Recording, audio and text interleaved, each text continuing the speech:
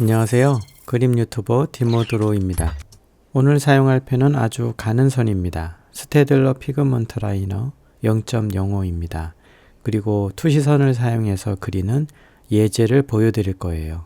자를 사용하진 않을 거예요. 조금 엉성하긴 해도 투시선을 사용하는 것이 어떤 건지를 봐주세요.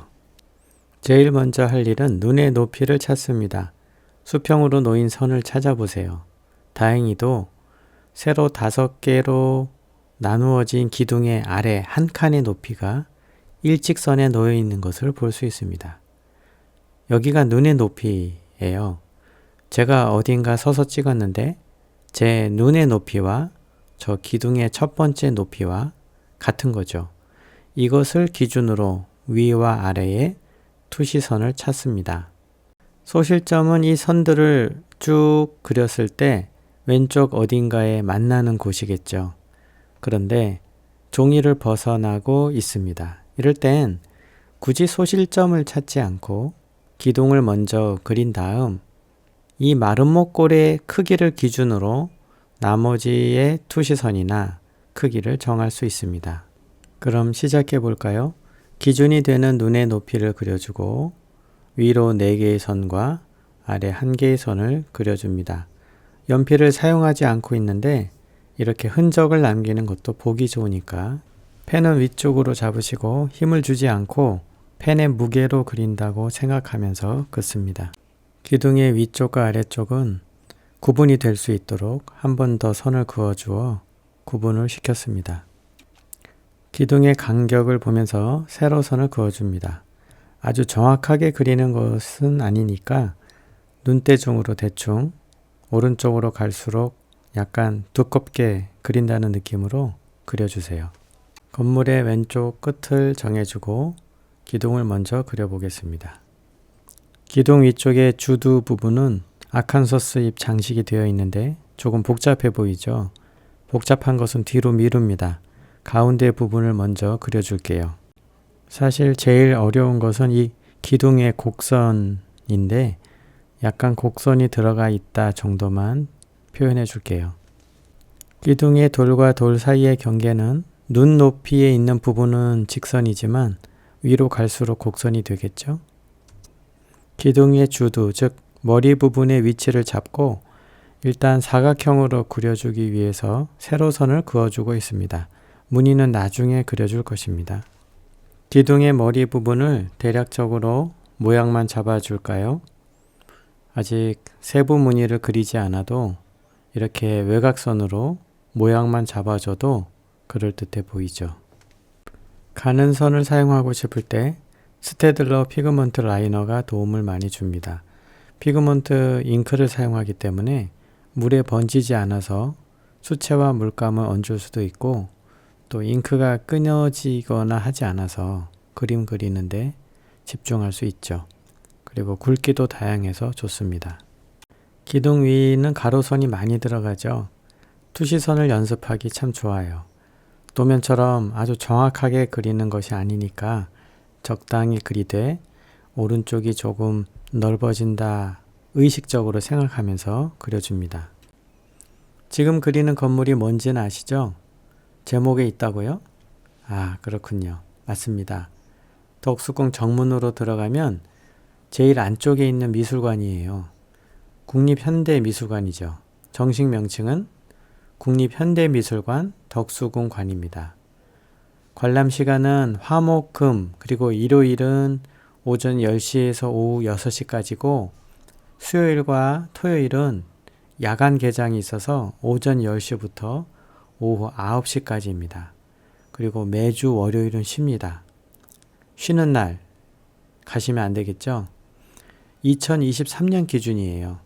이 영상을 보시면 가고 싶어지실 텐데 혹 휴관 기간에 가실까봐 알려드리는 것입니다. 덕수궁관은 일제강점기인 1937년에 지어졌으니까 굉장히 오래전에 지어졌어요. 이렇게 한 장소에서 고궁과 오래된 유럽 양식의 건물 그리고 현대식 빌딩을 한 번에 볼 수 있다는 게 놀랍지 않나요? 이제 기둥 뒤에 있는 창문들을 그릴 차례입니다. 사실 어바운 스케치는 주제를 잘 살릴 필요도 있습니다. 이 그림에서 주제는 우람한 기둥, 그리고 기둥의 양식이죠. 멋진 문양을 포함해서요. 그래서 나머지 부분은 생략해도 될 것 같은 그림입니다.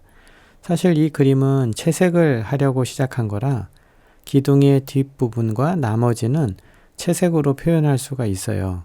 그게 더 자연스러울 것 같은데 주위에 어우러진 나무도 그려주고 싶고 일단 끝까지 스케치를 해보겠습니다.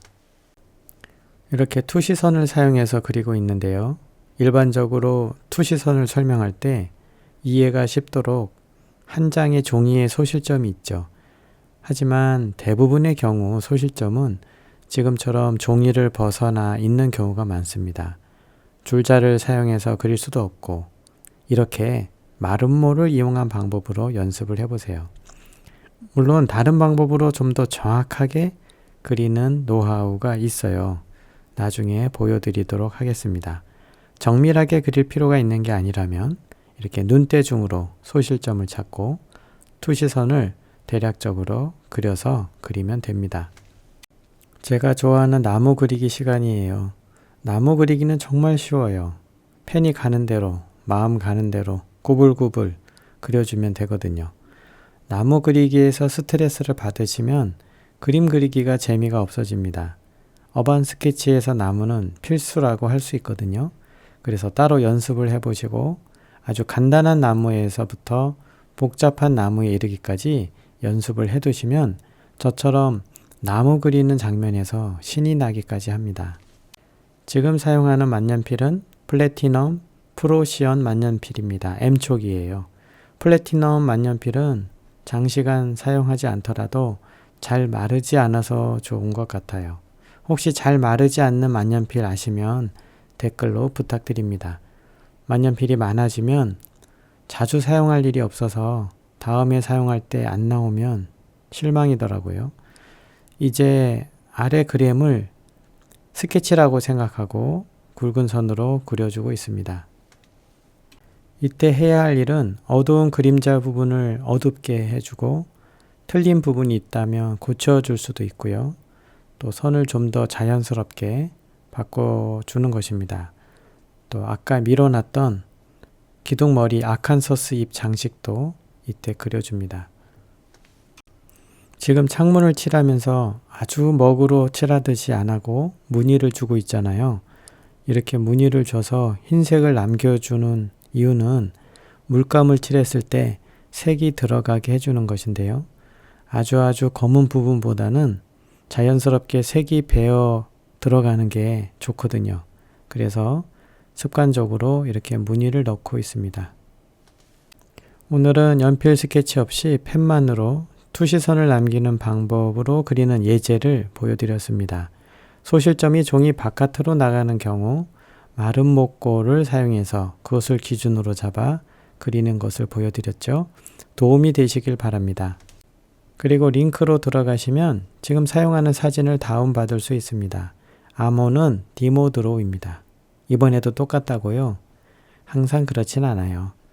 제가 직접 찍은 사진이라 공유를 하는 거지만 안에 동봉된 저작권에 유의해 주시기 바랍니다. 그리고 정성스럽게 만들었으니 되도록 전체 시청 부탁드려요. 암호 찾으시느라 중간중간 보셔서 영상이 저품질로 나오더라고요.